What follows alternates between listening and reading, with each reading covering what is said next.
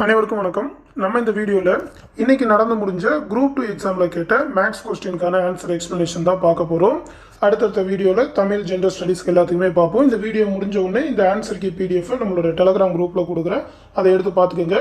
ஒரு பாட்டாக maths, GS, தமிழ்னு சொல்லி ஒரு பாட்டாக தனித்தனியாகவே கொடுக்குறேன். இப்போ எக்ஸ்ப்ளனேஷன் பார்த்துருவோம். இப்போ முதல் கொஸ்டின் பாருங்க. 3 men or 4 women or 12 boys can complete your work in one day. In how many days a man, a woman and 5 boys together can complete that work? அப்படின்னு சொல்லி கேட்டிருக்காங்க. ஓகேவா?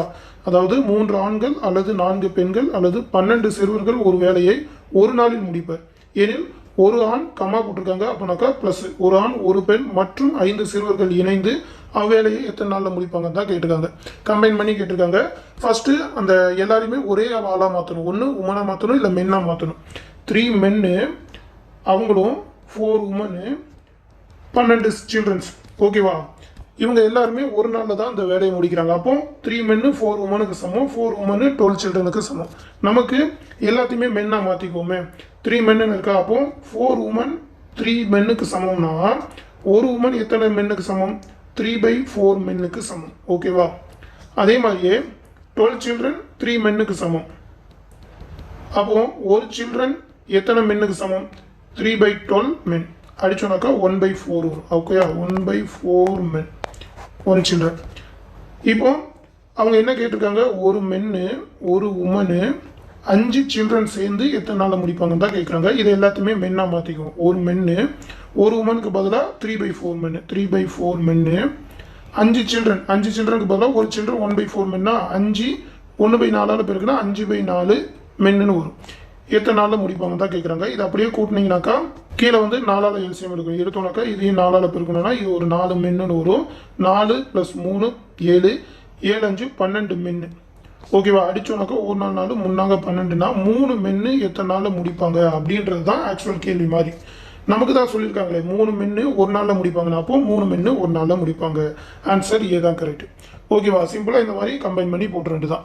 இந்த மாதிரி கணக்கு வந்தாலே கொஞ்சம் பெருசாக போகிற மாதிரி இருக்கும். ஃபாஸ்ட்டாக போட்டால் சீக்கிரமாக முடிச்சிடலாம். 30 செகண்டில் முடிச்சிடலாம். சரியா? இப்போ அடுத்த கொஸ்டின் பாருங்க. இந்த கொஸ்டின் வச்சு பாருங்க. The diameter of a sphere is 8 cm. It is melted and drawn into a wire of diameter 3 mm.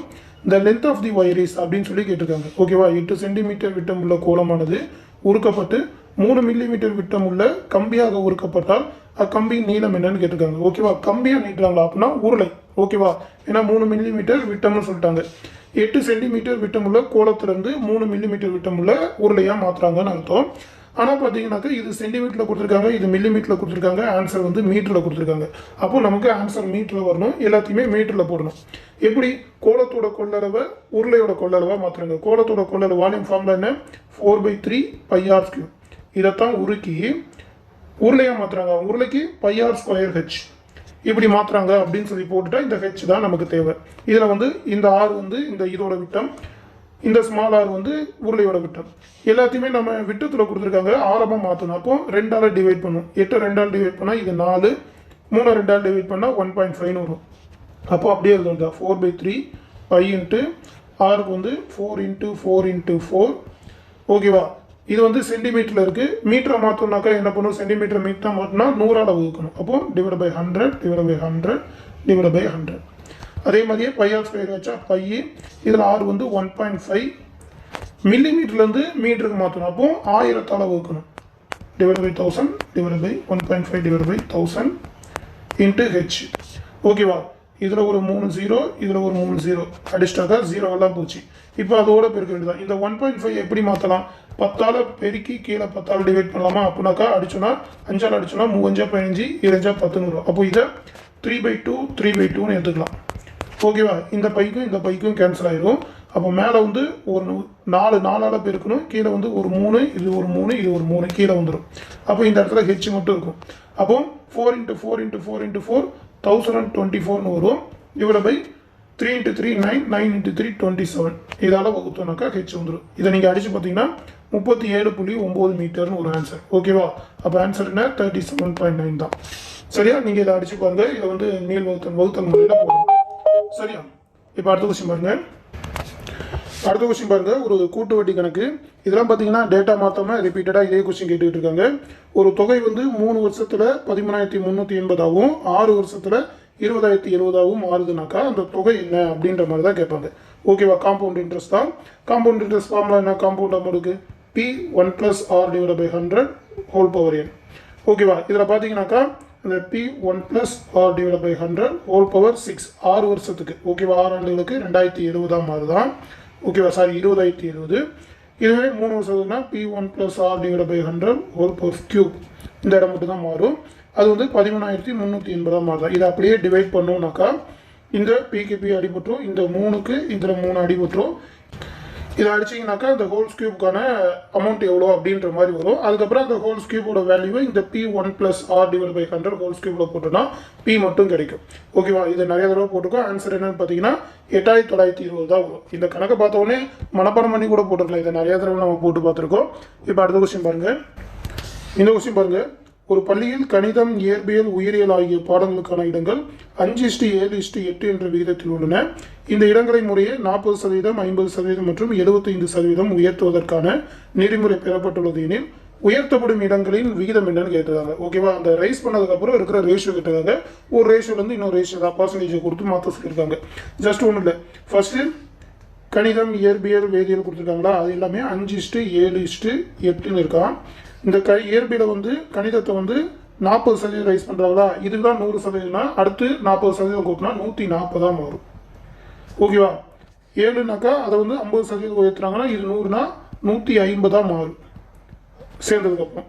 75% உயர்த்துறாங்கன்னா இது 100னா சேர்த்ததுக்கப்புறம் 175% மாறும். இதை அப்படியே அடித்து எவ்வளோ ரேஷியோ வருதோ அதை போட்டால் முடிஞ்சுது. 100 100 100 அடிச்சிடலாம். 5 அடிச்சோன்னா 4 5 5 3 5 15 0 5 25 மிச்சம் 2 5 25. ஓகேவா? 3 15 மிச்சம் 2 5 25. 7 அடிக்கலாம். 1 7 7 14 20. இது 7 அடிச்சுன்னா 7 35. மறுபடியும் 5 அடிக்கலாம். 1 5 5 6 30 4 20. மறுபடியும் 2 அடிக்கலாம். 2 4 3 6. இங்கே 8 இருக்குது. 4 8. பேலன்ஸ் பார்த்தீங்கன்னா 2:3:4 தான் இருக்குது. அப்போது 2:3:4 ரேஷியோ மாறும். ஆப்ஷன் ஏ தான் கரெக்ட். ரொம்ப சிம்பிள். 30 செகண்டே அதிகம். சரியா? இப்போ அடுத்த கொஸ்டின் பாருங்க. அடுத்து இந்த கொஸ்டின் பாருங்க. ஏபிசி ஆகியோர் ஒரே திசையில் தொடங்கி ஒரு வட்ட வடிவமான அரங்கத்தை ஒரு முறை சுற்றி வர ஏவிற்கு 252 வினாடிகளும், பிக்கு 308 வினாடிகளும், சிக்கு 198 வினாடிகளும் ஆகின்றன எனில் இவர்கள் எந்த நேரத்தில் தொடங்கிய நிலையில் தொடங்கிய இடத்தில் சந்திப்பன்னு கேட்குறாங்க. ஓகேவா? வட்டமாக சுற்றி வரப்போ எப்போ மீட் பண்ணுவாங்கன்னு கேட்டுருக்காங்க. ஜஸ்ட் எல்சிஎம் கணக்கு. எல்சிஎம் கண்டுபிடிச்சாலே முடிஞ்சது. ஓகேவா? அந்த நம்பர் எல்லாத்துக்குமே 252 308 198க்கு எல்சிஎம் கண்டுபிடிக்கணும். 2ஆல் போட்டோன்னா 1 2 2 4 மிச்சம் 6 2 12 1 2 மிச்சம் 1 5 2 10 4 9 2 18 9 2 18. மறுபடி 11 போட்டாக்கா 1 11 11 மிச்சம் 1 இது வராது 126. இது 1 11 11 44 4 11 44 9 11 99ன்னு வந்துடும். மறுபடி பார்த்தீங்கன்னாக்கா 3ஆல் போடலாமா? 3ஆல் போட்டாக்கா 4 3 12 7 3 6 14 3 9ன்னு வரும். மறுபடியும் 3ஆல் போடலாம். 1 3 3 4 12 14 1 3 3 வந்துடும். மறுபடியும் 14ஆல் போடலாம். 1 1 1. ஓகேவா? அப்போ இது எல்லாத்தையுமே பெருக்கினா முடிஞ்சுது. 14ஐயும் 11ஐயும் பெருக்கினாக்கா 154. 154ஓட 9ஆல் பெருக்கினா 4 9 36 மிச்சம் 3 50 45 48 மிச்சம் 4 9 9 9 4 13. அப்புறம் 2ஆல் பெருக்கணும்னாக்கா 12 மிச்சம் 1 16 17 மிச்சம் 1 6 7 2 2772. இதை நிமிடங்களில் கொடுத்துருக்காங்கன்றனால 60ஆல் ஊக்கணும். ஏன்னா எல்லாமே நொடிகள் இருக்குது. 60ஆல்னாக்கா 4 6 24 240 மிச்சம் 37 372 வரும். 6 6 36 360 போக 12ன்னு வரும்.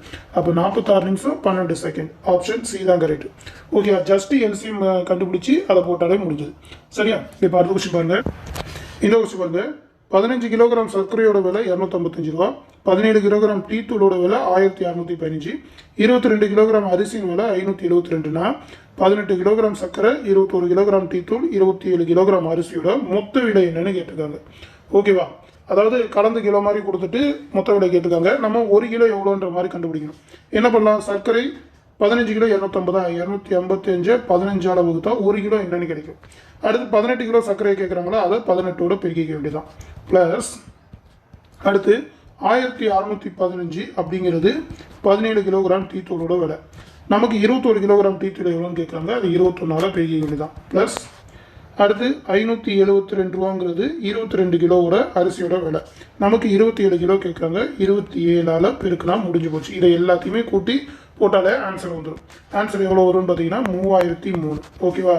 ஆப்ஷன் சி தான் கரெக்ட். ஜஸ்ட் இதை பெருக்கி கூட்டுற வேலை தான். டைம் கொஞ்சம் கன்சியூம் ஆகிற மாதிரி தான் கொடுத்துருக்குறாங்க. நீங்கள் படப்படன்னு பெருக்கிட்டீங்கனாலே முடிஞ்சுது. சரியா? இப்போ அடுத்த கொஸ்டின் பாருங்க. அடுத்து இந்த கொஸ்டின் பாருங்க. இது வந்து ரிப்பீட்டடாக கேட்டுக்கிட்டே இருக்கிற கொஸ்டின். ஒரு நபரின் வருமானம் 10% உயர்த்தப்பட்டு 10% குறைக்கப்படுகிறது எனில் அவருடைய வருமானத்தில் ஏற்படும் மாற்று விகிதம் காண்கன்னு கேட்குறாங்க. ஓகேவா? உயர்த்தி கூட்டினாலே பர்சன்டேஜை குறைச்சாலே ஃபைனலாக வர ரிசல்ட் வந்து குறையதான் செய்யும் அப்படின்னு சொல்லி ஆல்ரெடி சொல்லியிருக்கா. அப்போ குறையதான் செய்ய போது இது ரெண்டுத்துல ஏதாவது ஒன்று தான் இருக்கும். இதுக்கு ஃபார்முலா என்ன? x² / 100 தான் கொடுத்துருக்க. ஒரே நம்பர் தான் மாறி இருக்கு. அதை அப்படியே எக்ஸ்ன்னு எடுத்துகிட்டு போடுறது. அப்போ 10² / 100 என்னாச்சு? 100 / 100 1ன்னு வரும். அப்போது 1% குறையும். ஆப்ஷன் ஏ தான் கரெக்ட். ஓகேவா? ஒரே அமௌண்ட்டை உயர்த்தி குறைச்சாக்கா இதான் ஃபார்முலா. எப்படியும் குறையதான் செய்யும். ஓகேவா? இது லாப நட்டத்துலையும் கேட்பாங்க. இந்த மாதிரி ஏற்றி குறைச்சாலே நமக்கு நட்டம் தான் வரும், குறையதான் செய்யும் அப்படின்னு சொல்லி ஆன்சர் போட்டலாம். சரி, இது ரிப்பீட்டடாக கேட்குற கொஸ்டின். இப்போ அடுத்த கொஸ்டின் பாருங்க. அடுத்து இந்த கொஸ்டின் பாருங்க. ஃபைண்ட் தி நெக்ஸ்ட் டேர்ம் அப்படின்னு சொல்லி அந்த கம்ப்ளீட் சீரிஸ் கேட்டிருக்காங்க. இந்த நம்பரை பார்த்தீங்கன்னாலே தெரியுது. 64 அடுத்து 32 இருக்காங்க. அதாவது பாதி. ஓகேவா? அப்போ 0.5ஆல் பெருக்கியிருக்காங்கன்னு அர்த்தம். அடுத்து 32 48னா 32 அதில் பாதி 16 ரெண்டுத்தையும் கூட்டினா 48 வரும். அப்போ இது 1.5ஆல் பெருக்கியிருக்காங்க அடுத்த டேர்முக்கு. அடுத்து 48 96 அதில் பாதி 24னாக்கா 120 வரும். அப்போ 2.5ஆல் பெருக்கியிருக்காங்க. அப்போ 0.5 1.5 2.5 அடுத்து வந்து எப்படி 3.5ஆக இருக்கும். அப்போ அடுத்து நமக்கு 4.5ஆல் பெருக்குனா முடிஞ்சு போச்சு. 4.5ஆல் பெருக்குனா என்ன வரும்? 420 4ஆல் பெருக்குனாக்கா 1600, அது ஒரு 80, 1680. அதுக்கப்புறம் 0.5க்கு பாதி ஒரு 210 கூட்டினாக்கா 0981 1890 வரும். ஆப்ஷன் பி தான் கரெக்ட். ஓகேவா? அது உள்ள இருக்கிற டேர்ம் என்னன்னு கண்டுபிடிச்சாலே போதும். சரியா? இப்போ அடுத்த கொஸ்டின் பாருங்க. அடுத்து இந்த கொஸ்டின் பாருங்க. ரொம்ப ஈஸியான கொஸ்டின். என்னன்னு பார்த்தீங்கன்னாக்கா, ஒரு சீரீஸாக கொடுத்துட்டு இத்தொடரில் எத்தனை எண்கள் உயிரெழுத்தை தொடர்ந்தும் உயிர்மை எழுத்துக்கு முன்னும் அமைந்துள்ளதுன்னு கேட்டிருக்காங்க. ஓகேவா? உயிரெழுத்துனா என்ன? வவல்ஸ் AEIOU அப்படின்ற நம்பர் வந்து எழுத்து வந்து எண்ணுக்கு முன்னாடி வரணும். அதுக்கப்புறம் அந்த வவல்ஸ் இல்லாத ஒரு லெட்டர் வரணும். அப்போ நம்ம நம்பரை தான் குறி வைக்கணும். நம்பர் இதில் பார்த்தீங்கன்னா 1 8 6ன்னு 3 நம்பர் தான் கொடுத்துருக்காங்க. இதில் பார்த்தீங்கன்னா 8 பக்கத்துலேயே 1 வந்துட்டு அது கிடையாது. 1க்கு பக்கத்தில் சிம்பிள் வந்திருக்கு. அப்போ அதுவும் கிடையாது. அப்போ 6 தான் நோட் பண்ணும். 6க்கு முன்னாடி ஐ வந்திருக்கு. AEIOU ஐ வந்திருக்கு உயிரெழுத்து. அதுக்கப்புறம் கே வந்திருக்கு உயிர்மை எழுத்து. அப்போ 1 தான் அப்படின்னு சொல்லி போடலாம். ஆப்ஷன் டி தான். ஓகேவா? ரொம்ப சிம்பிளாக தான் கேட்டிருக்காங்க இது எல்லாமே. இப்போ அடுத்த கொஸ்டின் பாருங்க. அடுத்து இந்த கொஸ்டின் பாருங்க. ஒரு ரீசனிங் கொஸ்டின், அந்த சீட்டிங் அரேஞ்ச்மெண்ட் மாதிரி. 45 மாணவர்கள் உள்ள வகுப்பில் ரவி 9வது தரம் பெற்றுள்ளார். ராஜுக்கு கீழே 18 மாணவர்கள் தரம் பெற்றுள்ளனர். ரவி ராஜுக்கு இடைப்பட்ட மொத்த மாணவர்கள் எண்ணிக்கை என்னன்னு கேட்டிருக்காங்க. ஓகேவா? மொத்தம் வந்து 45 பேர் இருக்காங்க. அதில் ரவி வந்து 9வது ரேங்க்கு. ஓகேவா? ராஜுக்கு கீழே 18 பேர் இருக்காங்கன்னா, கீழே 18 பேர்னா ராஜ் வந்து கீழேருந்து 19வது இடத்துல இருக்கிறான். ஓகேவா? அப்போ ரவிக்கும் ராஜுக்கும் இடையில இருக்கிற ஆட்கள் எத்தனைன்னு சொல்லி இதுதான் கேட்குறாங்க. அப்போ கீழேருந்து ஒரு 19 பேர் கிடையாது, மேலேருந்து அவங்க வரைக்கும் இருக்கிற 9 பேர் கிடையாது. அப்போ 9 + 19 28 பேரை விட்டா பேலன்ஸ் இருக்கிற நடுவில் இருக்கிற ஆள் கிடைச்சிடும். மொத்தம் 45 பேர். அப்போ 45லேருந்து 28 கழிச்சா 7 மிச்சம் 1 17ன்னு ஒரு ஆப்ஷன் 17 தான் கரெக்ட். பி. ஓகேவா? ரொம்ப சிம்பிள் தான். இப்போ பார்த்தீங்கன்னா இந்த எக்ஸாமில் கேட்டதில் ஒரு 10 கொஸ்டினுக்கான ஆன்சர் எக்ஸ்ப்ளனேஷன் பார்த்துட்டோம். அடுத்த வீடியோவில் மிச்சம் இருக்கிற 15 கொஸ்டினுக்கு பார்த்துருவோம். அடுத்தடுத்த அப்டேட் தொடர்ந்து வந்துகிட்டு இருக்கோம். அதையும் பாருங்கள். நன்றி.